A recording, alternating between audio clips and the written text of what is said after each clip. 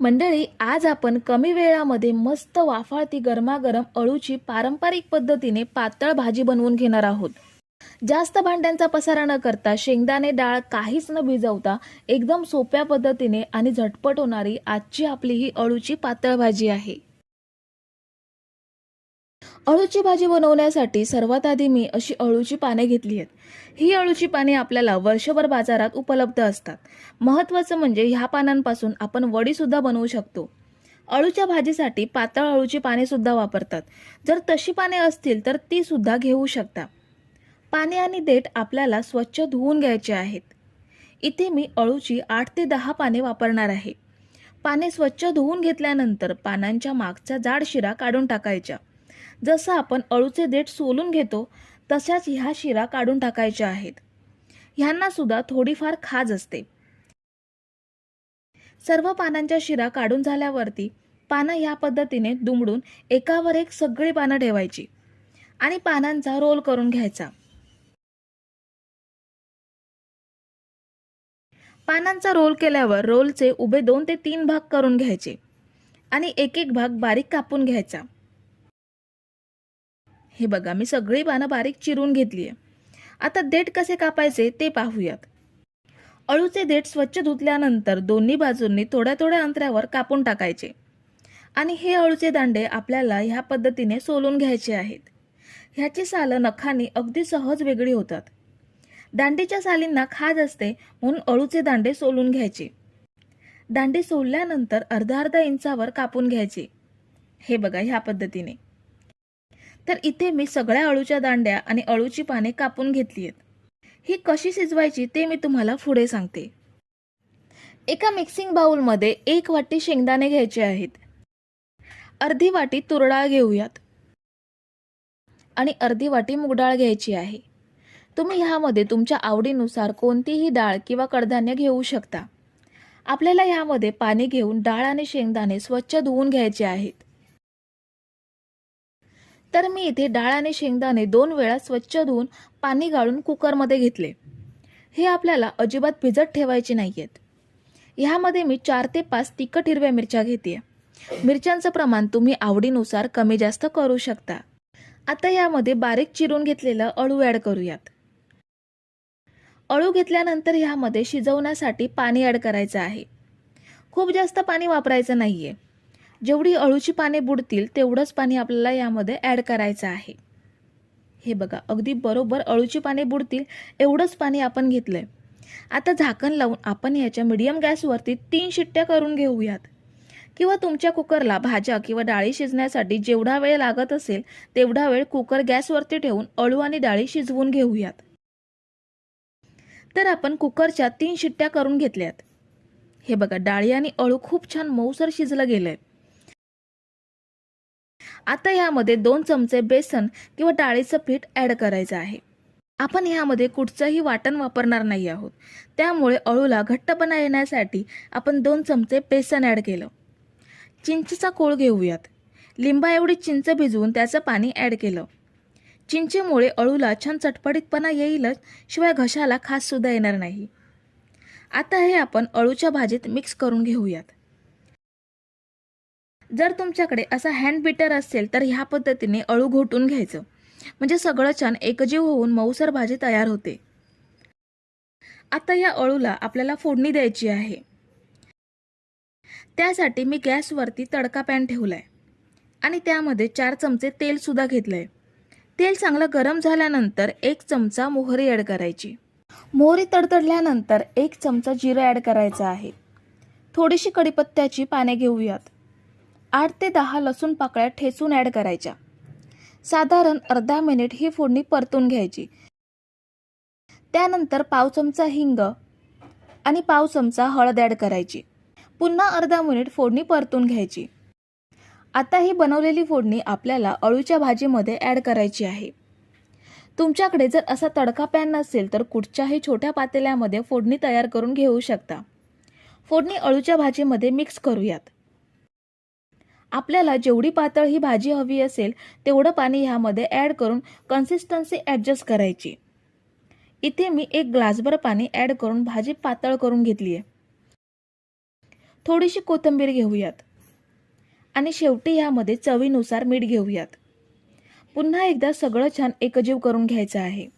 तुम्ही जर अळूची भाजी नैवेद्यासाठी बनवणार असाल आणि लसूणचा वापर जेवणात करत नसाल तर लसूण नाही वापरला तरीही चालेल. आता या भाजीला एक उकळी काढून घेऊयात. तुम्ही जर इथेपर्यंत रेसिपी बघताय तर तुम्हाला एक विनंती आहे की व्हिडिओला एक लाईक जरूर करा. तर ही बघा, आपल्या भाजीला मस्त अशी उकळी आलेली आहे आणि अळूच्या भाजीचा घमघमाट पूर्ण घरभर पसरलेला आहे की नाही अळूच्या पातळ भाजीची सर्वात सोपी पद्धत. जो कोणी पहिल्यांदा बनवत असेल तो सुद्धा अगदी सहज बनवेल एवढी सोपी पद्धत आहे. भांड्यांचा जास्त पसारा नाही की कडधान्य भिजवण्याची सुद्धा गरज नाही. ही भाजी आपण एका भांड्यात काढून घेऊयात.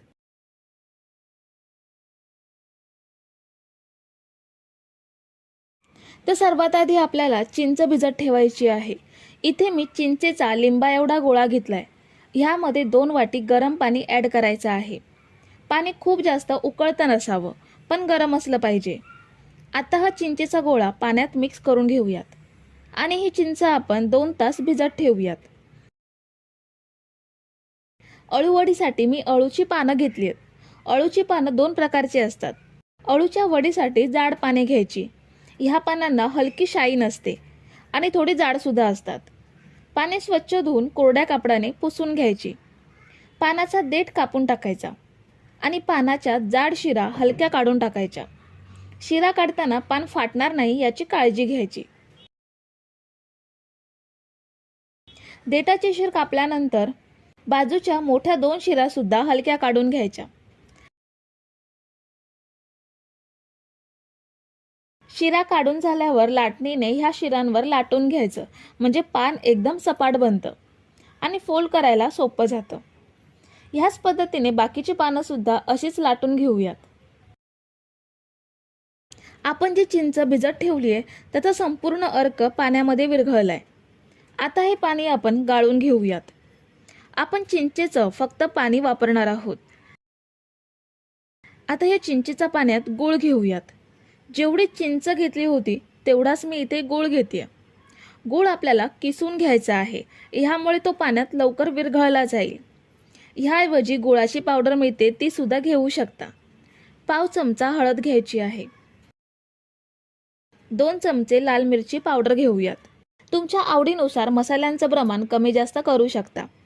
1 चमचा धने पावडर घेऊयात. अर्धा चमचा जिरे पावडर घ्यायची आहे. 2 ते 3 चिमूट एवढा हिंग घेतलाय आणि 2 चमचे तीळ घ्यायचे आहेत. आता हे सगळं साहित्य चिंचेच्या पाण्यामध्ये छान मिक्स करून घेऊयात. गूळ सुद्धा किसून घेतल्यामुळे पटकन विरघळतो. सगळं साहित्य पाण्यात मिक्स केल्यावर 2 वाटी बेसन म्हणजे चणा डाळीचं पीठ घ्यायचं आहे. अर्धी वाटी तांदळाचं पीठ घेऊयात. ह्यामुळे वडीला छान कुरकुरीतपणा येईल. आणि पाव वाटी गव्हाचं पीठ घ्यायचं आहे. गव्हाच्या पिठामुळे पानांचा रोल अजिबात सुटत नाही. पाने एकमेकांना छान चिकटली जातात. आता हे पीठ आपल्याला मिक्स करून घ्यायचं आहे. हे मिश्रण जास्त पातळ असता नाही. इथे मी जे चिंचेचं पाणी घेतलं होतं त्यामध्ये सगळी पिठं भिजून घेते.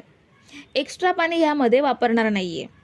जर तुमचं मिश्रण खूपच कोरडं झालं असेल तर मात्र पाणी ॲड करू शकता आणि चुकून पातळ झालं असेल तर अजून बेसन घेऊ शकता. तर मी इथे हे पीठ छान मिक्स करून घेतलंय. ह्यामध्ये अर्धी वाटी कोथिंबीर घ्यायची आहे आणि चवीनुसार मीठ घेऊयात आणि पुन्हा सगळं छान एकजीव करायचं आहे. तर आपलं पानांना लावायचं मिश्रण तयार आहे. आता पानं कशी लावायची ते पाहूयात. सगळ्यात आधी आपण मोठं पान ठेवूयात. त्यावरती बनवलेलं मिश्रण लावून घेऊयात. मिश्रण खूप जास्त जाड लावायचं नाहीये, पातळ लावून घ्यायचं. बॅटर पातळ लावल्यामुळे पानांचा रोल चांगला होतो आणि वडीला पिठापेक्षा पानांचा स्वाद जास्त येतो. मोठ्या पानाला बॅटर लावून झाल्यावर मध्यम आकाराचं किंवा लहान आकाराचं पान घेऊन मोठ्या पानाच्या मध्यभागावरती अर्ध पान येईल ह्या पद्धतीने ठेवायचं आणि ह्याला सुद्धा बॅटर लावून घ्यायचं. पुन्हा मध्यम किंवा लहान आकाराचं पान घेऊन मोठ्या पानाच्या दुसऱ्या बाजूला ठेवायचं आणि ह्याला सुद्धा बॅटर लावून घ्यायचं. आपण इथे 3-3 पानांचा रोल बनवून घेणार आहोत आणि आपण जे बॅटर बनवलंय ते 12 पानांना सहज पुरवठ्यात येतं. आता ही पानं आपण दुमडून घेऊयात. सर्वात आधी साईडने दुमडून घेऊयात. दुमडल्यानंतर वरच्या बाजूला पुन्हा बॅटर लावून घ्यायचं, म्हणजे रोल सगळीकडून चिकटला जाईल. पुन्हा दुसरी बाजू दुमडून वरच्या बाजूला बॅटर लावून घ्यायचं. आता पान खालून थोडं जास्त वरच्या साईडला दुमडून घ्यायचं आणि बॅटरचा पातळ थर लावून घ्यायचा. बॅटर लावून झाल्यावर रोल करून घ्यायचा.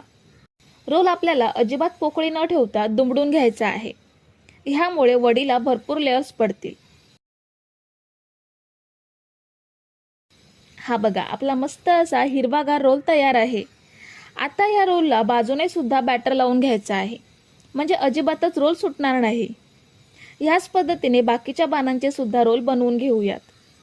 इथे मी एका प्लेटला तेल लावून घेते. ह्यामुळे रोल वाफवायला ठेवल्यानंतर प्लेटला चिकटणार नाही. कढईमध्ये 4 ग्लास पाणी घेतलंय आणि ते थोडं गरम सुद्धा करून घेतलंय. ह्यावरती ही प्लेट ठेवूयात आणि यावर वडीचे रोल ठेवूयात. आता झाकण लावून आपण हे रोल मीडियम फ्लेमवरती 15 मिनिटे वाफवून घेऊयात. तर 15 मिनिटे आपण रोल वाफवून घेतलेत. खूप छान वाफले गेलेत. आता हे थंड करून घेऊयात. रोल थंड करून घेतल्यावर वड्या पाडून घेऊयात. सुरीला तेल लावून घ्यायचं, म्हणजे सुरीला वडी चिकटत नाही. खूप पातळ वड्या कापायच्या नाहीयेत. 1.5 ते 2 सेंटीमीटर मध्ये वड्या कापून घ्यायच्या. मी इथे 1 रोलच्या वड्या कापून घेतल्यात. आता या फ्राय करून घेऊयात. अळूवडीचा रोल वाफवून घेऊन 8 ते 10 दिवस फ्रीजमध्ये चांगला टिकतो. तुम्हाला जेव्हा हवा तेव्हा बाहेर काढून तुम्ही फ्राय करून खाऊ शकता. वड्या आपण डीप फ्राय करून घेणार नाही आहोत, तर कमी तेलात शॅलो फ्राय करून घेणार आहोत. तर त्यासाठी पॅनमध्ये तेल घेऊन आपण वड्या तेलात सोडतोय. तुम्ही जर इथेपर्यंत रेसिपी बघताय तर तुम्हाला एक विनंती आहे की व्हिडिओला एक लाईक जरूर करा. वड्या आपल्याला मीडियम टू हाय फ्लेमवरती फ्राय करून घ्यायच्या आहेत. ह्या वड्या फ्राय व्हायला जास्त वेळ लागत नाही. 2 ते 3 मिनिटात आपण अलटून पलटून वड्या छान फ्राय करून घेतल्यात. आता पॅनमधून काढून घेऊयात आणि शिल्लक वड्या सुद्धा अशाच फ्राय करून घ्यायच्या आहेत. तर आपण सोप्या पद्धतीने अळूच्या खमंग कुरकुरीत वड्या तयार करून घेतल्यात. भरपूर लेयर्सवाल्या कुरकुरीत खमंग अळूवडी बनवण्याची सोपी पद्धत तुम्हाला कशी वाटली हे कमेंट करून नक्की सांगा. आणि रेसिपी आवडली असेल तर व्हिडिओला लाईक करा. रेसिपी तुमच्या मित्रमैत्रिणींना शेअर करा. आणि चॅनलवरती नवीन असाल किंवा चॅनलला अजून सबस्क्राईब केलं नसेल तर पटकन सबस्क्राईब करून घ्या. पुन्हा भेटूया नवीन रेसिपीमध्ये.